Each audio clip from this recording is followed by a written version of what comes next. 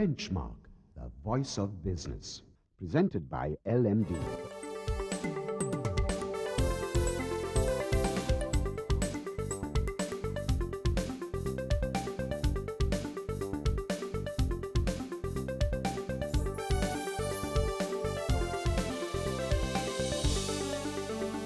On this edition of Benchmark, the General Manager of Cinnamon Red, Terrence Fernando, is in the hot seat today as we discuss the state of the hospitality sector in Sri Lanka and the many issues it faces. Then, market analyst and LMD columnist Hasta Premratna gives us an overview of the Colombo bourse and investor sentiment. And in our final segment, Mihirani Disanayake, Country Manager of Kanta TNS, discusses the verdict of a recent island-wide survey on the upcoming Budget 2017. That's the lineup for Benchmark. Hello and welcome to yet another edition of Benchmark. I'm Savitri Rodrigo. Sri Lanka's tourism sector is one of our biggest revenue earners, especially since the post-war milieu. We've seen a significant increase in arrivals, also a significant increase in revenue. In our studios to talk about the tourism sector, the hospitality sector of Sri Lanka and the issues facing it as well as some trends, Terrence Fernando, General Manager of Cinnamon Red. Great to have you on our show, Terry. Thank you for joining us today. Just please tell us, how do you view the hospitality industry in Sri Lanka the way it is right now? Well, Sri Lanka is, I think, over the last 6 years, we have, after peace dawned in the country in 2009, we are in a unique situation now. It's probably one of the safest destinations. And the increases that we have seen in the numbers confirm that people view Sri Lanka as a great destination. There have been so many world famous magazines that have ranked Sri Lanka as a top destination to explore, and we have seen the results as a result of all the increase in numbers over the last few years. And even in 2016, I believe we will end up with close to 2 million tourists. So in terms of a destination, Sri Lanka is definitely, it has the potential. We've got lots of attractions and diversity. So it's a great place to be and a great place to visit. And I believe we need to take advantage. I mean, there are lots of other things that we need to sort out as a destination, but probably one of the top destinations that people can travel to right now. You're right. Recently, State Minister Sujiva Senasinghe said that Sri Lanka is the safest destination in this region. Now, besides being the safest, we also have numerous advantages that we can use. Are we capitalizing on this? See, Savi, for me, one thing that I have never been able to come to terms with is whether Sri Lanka is looking at numbers or whether we are looking at high spending tourists. There are always varying opinions on this. As a tourist destination, we can't put a cap on the numbers we want to have. So there will be people with different budgets who will travel to the country. So the numbers will always come in, and as I said, safety is an important factor in this. As a result of the war, obviously we have not been able to invest in infrastructure, and if we are to develop as a tourist destination, I believe there are lots of other things that we need to have in place. The sites, if you take for example the cultural sites, some of the facilities that are available for tourists are not of international standard. So there are lots of things that we have to do. We have to get our act together on those things, and these are things that have been spoken of for a very, very long time. And I think the public sector needs to look at improving the facilities. We charge very high fees to enter these places, and sometimes the facilities are really poor. So they need to work on these things so that tourists they'll feel comfortable going there. Just going back to something you said, that you've been puzzled about whether we really want volume or whether we want the high spend. In your opinion, what would be the ideal mix for Sri Lanka? Well, I think you need to have a good balance. If you look at tourists per se, not everyone is a high spending tourist. Most of the people are middle class people who travel, so they don't have lots of dollars to spend. So you need to cater to every single segment. I believe Sri Lanka is still attracting the middle and the lower end of the segment more than the high end, and that is evident from the number of establishments that we have that are not registered with the tourist board, the so-called what's it called, the Unofficial, Yes. accommodation. That's right. So there is a big segment coming into the country, and it doesn't necessarily mean that they are backpackers. Some of them actually are professionals, but that is how they like to travel. They like to go around the country, mix with the locals, stay even in local houses, because that is what they want. So we sometimes brand them as low end, but they are not really people who can't afford to stay in a good 5-star hotel. That is how they prefer to travel. So we should have a good mix. Yes, we need to attract people with who will spend top dollar, and that is why there are lots of international brands coming in as well. But we need to cater to the other segments also. So I would think we need to have a good mix. Cinnamon Red is a pioneer in the lean luxury concept in the hospitality industry. Now, how successful has the lean luxury concept been when you look at the competition that is spread across the city? Savi, when this lean luxury hotel was planned, Colombo didn't have very many hotels in the mid-market range, and I think it was a great idea to put up a 3-star hotel, and we called it lean luxury because even though we are no frills, we wanted to provide the service.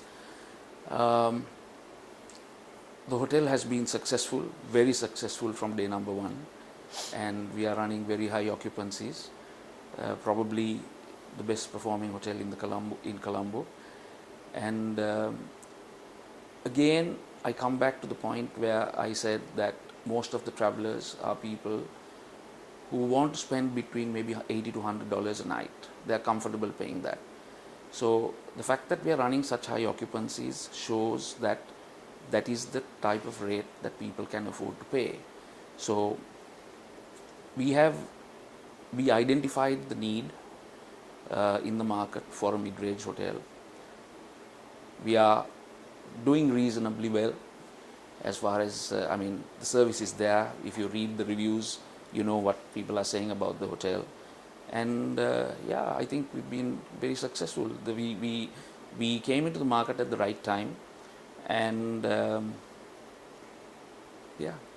2016 marks the golden jubilee for Sri Lanka tourism.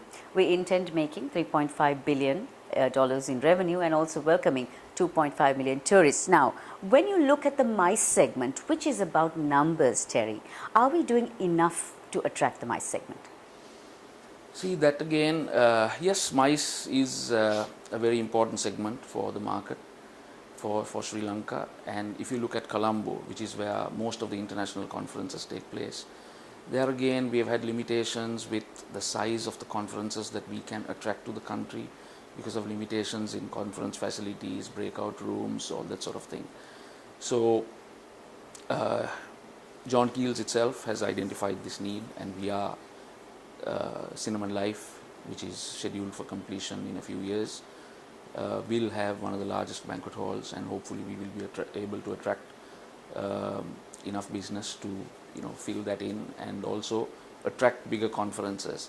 So right now we have conferences that will bring us 250-300 rooms, and invariably they are split amongst 3 or 4 hotels, and then you use BMICH, which is the only convention center that is available in Colombo.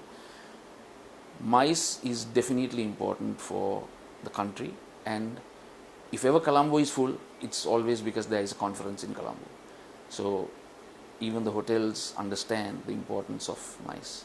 It is an evolving industry after all. We'll be getting back to the subject, Terry, after our commercial break.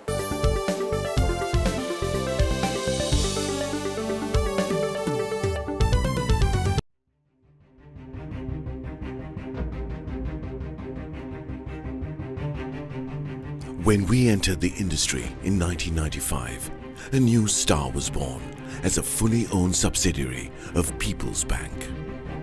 For those seeking to grow their businesses, PLC provided the seed.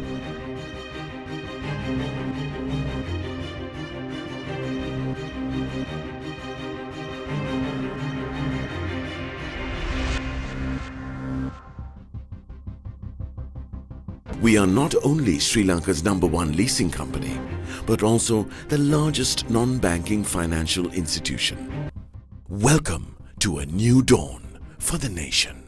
Introducing People's Leasing and Finance, PLC.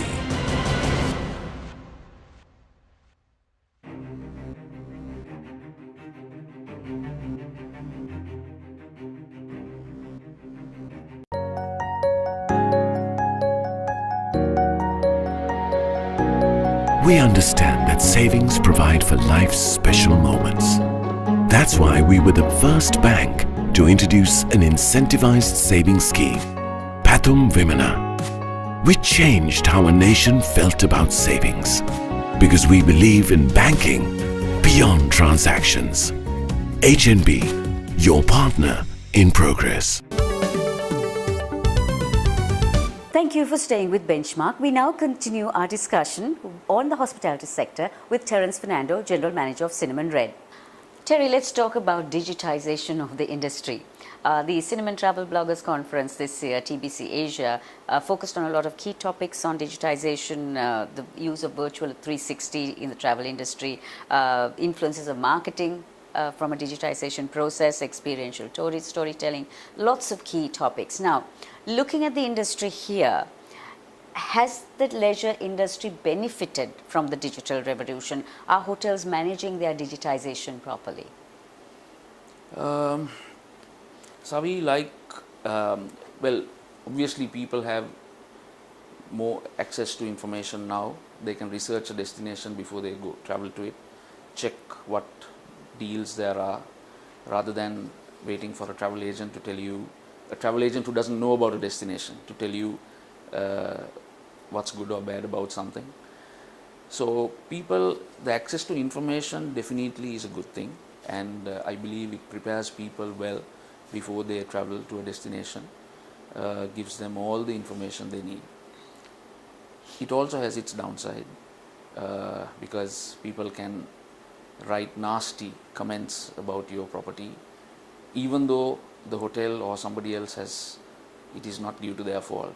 So that is the downside of it. But of course, you have the opportunity to respond if you need to, and we have had a few situations like that we have countered. Of course, going forward, I believe, yes, it's something that will continue to evolve, and people can use it to their advantage. Taking it from there, Terry, customers are much more discerning, much more demanding, much more knowledgeable, much more widely traveled. So hence, what they want is completely different to say what they wanted 10 years ago. So what are the major global trends that are happening in the global industry these days? Well, security, I think, is paramount. A destination has to be safe for people to travel, and we can see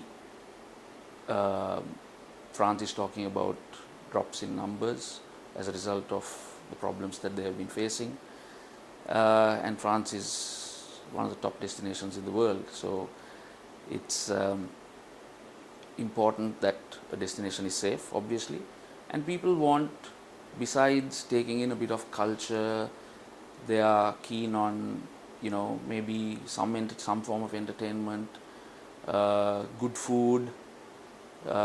So that again is, I think, something that Sri Lanka lacks, even in Colombo or the resorts. What developments do you think will disrupt the hospitality sector? The security aspect, for sure. I mean, there are so many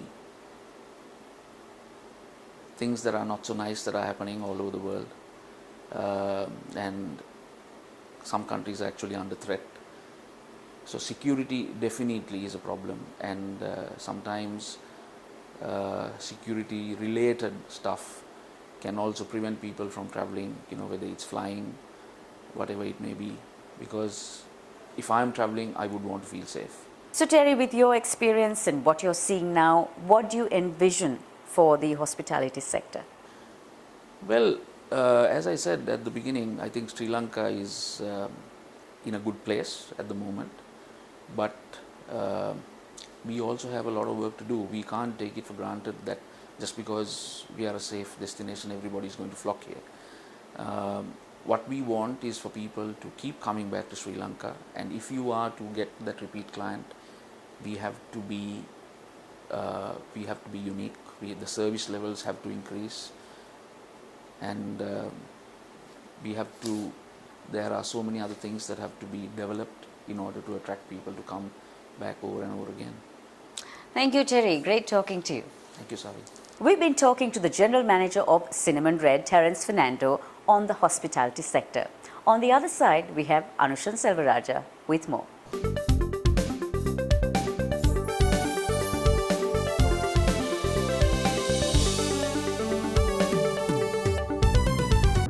Sri Lanka's #1 leasing company is now the nation's largest and highest rated finance company with 2 international ratings. Let us move the nation as one with People's Leasing and Finance PLC.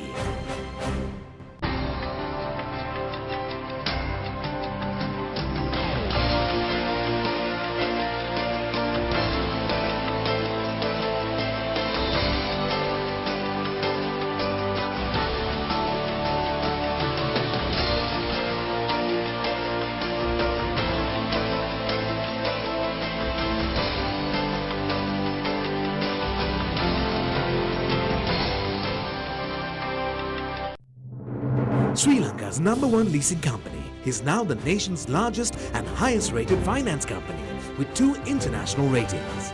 Let us move the nation as one with People's Leasing and Finance PLC.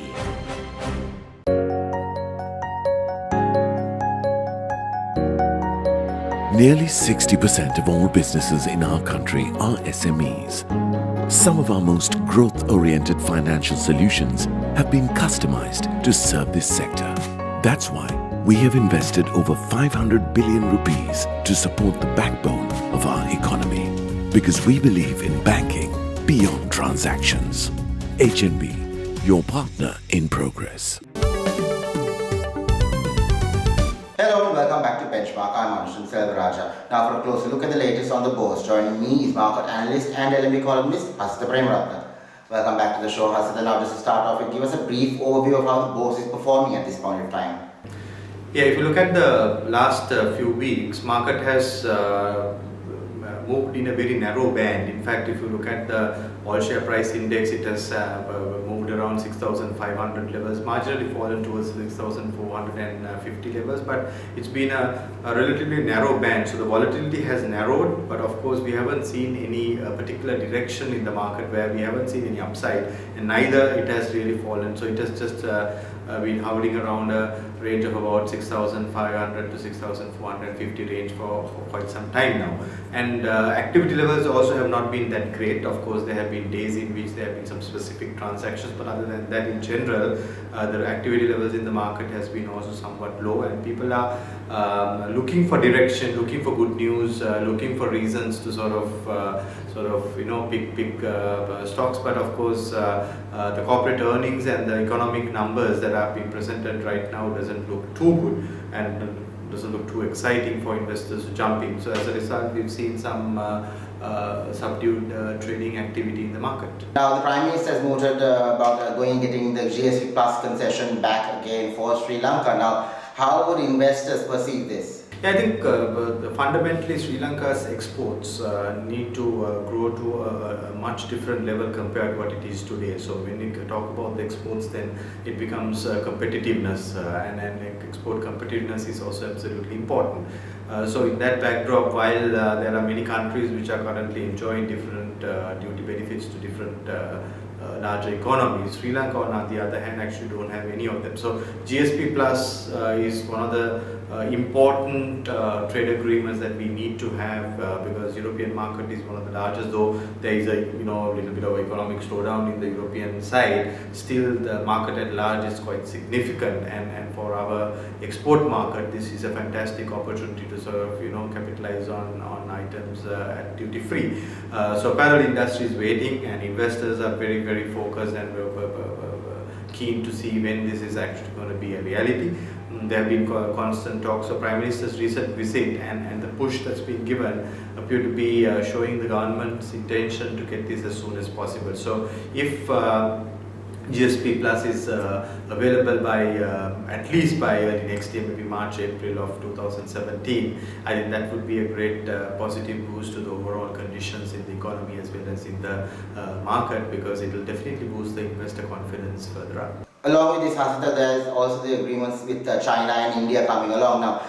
What are the pros and cons of such agreements? Yeah, so I think if you look at fundamentally Europe, while it's good, on the other hand, our neighbors are just next door in India, as well as of course the Chinese market, which is big in size. So naturally, when you put India and to China together, we are talking about more than a 3 billion population and a massive high middle class, which is up and coming with a higher income band. So that gives an opportunity for Sri Lankan exporters to deal with these countries, and you have a fantastic trade market. But having said that, the fear and the other side of the story is when goods starts coming to this part of the world from India and China, whether those goods can really flood Sri Lanka and kill some of the manufacturing that's happening in the domestic environment.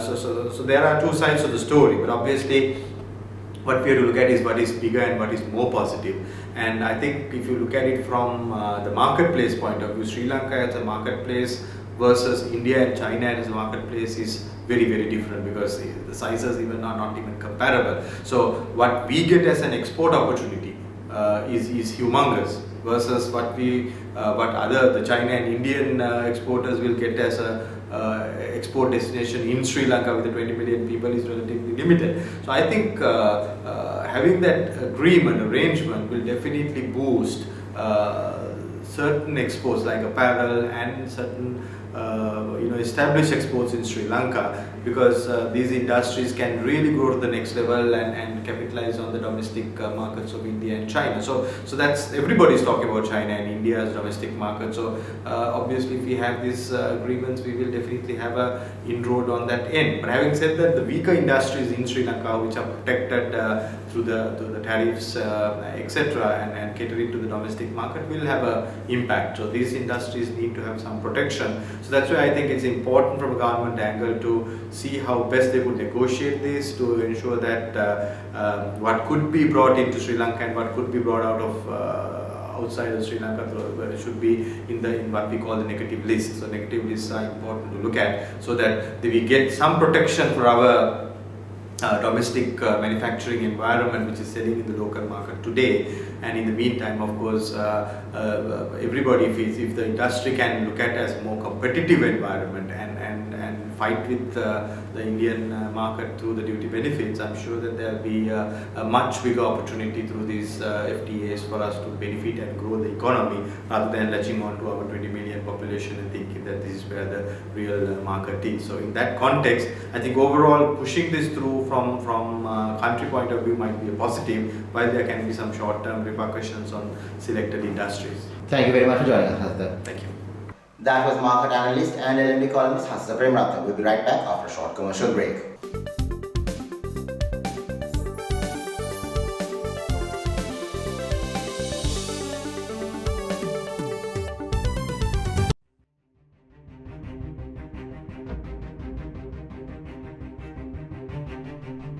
When we entered the industry in 1995, a new star was born as a fully owned subsidiary of People's Bank. For those seeking to grow their businesses, PLC provided the seed.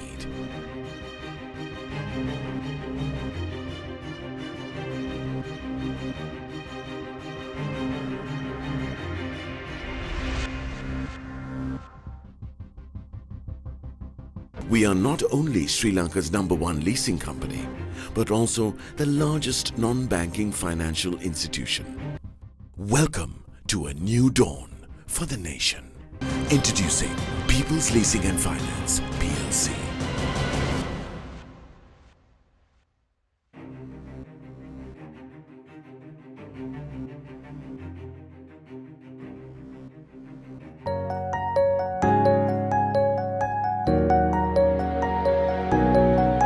Gami Pubudua, our microfinance offering, makes it possible for the youth of this country who have a viable business plan but lack the funds to realize their dreams. We are committed to grassroots level entrepreneur development because we believe in banking beyond transactions.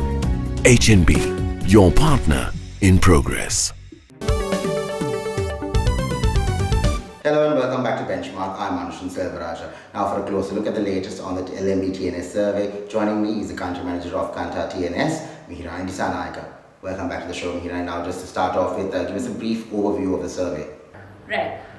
This month's survey topic was about people's expectation out of 2017 national budget. Right. What do people expect though? Majority, if you look at the survey results, majority's expectation seems to be around taxations, and it should be, taxpayer friendly budget that they're expecting in the country. So according to the survey, will the budget be taxpayer friendly? There are divided opinion about that question. 4 out of 10 people have mentioned that yes, this budget would be a taxpayer friendly one. Again, another 4 out of 10 people believe that it will not be the case out of 2017 budget. Would businesses benefit from this budget? Again, Anusha, same kind of response. It is again mixed opinion about it. While 40% says that this budget would benefit business people in this country and businesses in the country, another 45% believe that it won't be the case. Will there be steps taken to streamline taxation?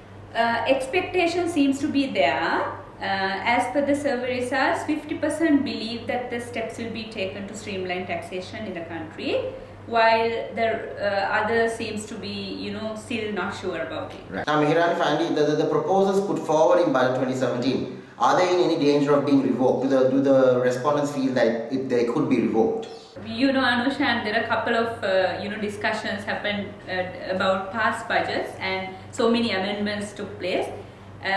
The common peoples in the country expects this budget to go forward without having problems after taking all this past experience.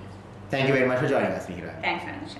That was the country manager of Kanta TNS, Mihirani Disanaika. Thank you for watching Benchmark, and we hope to see you again next time.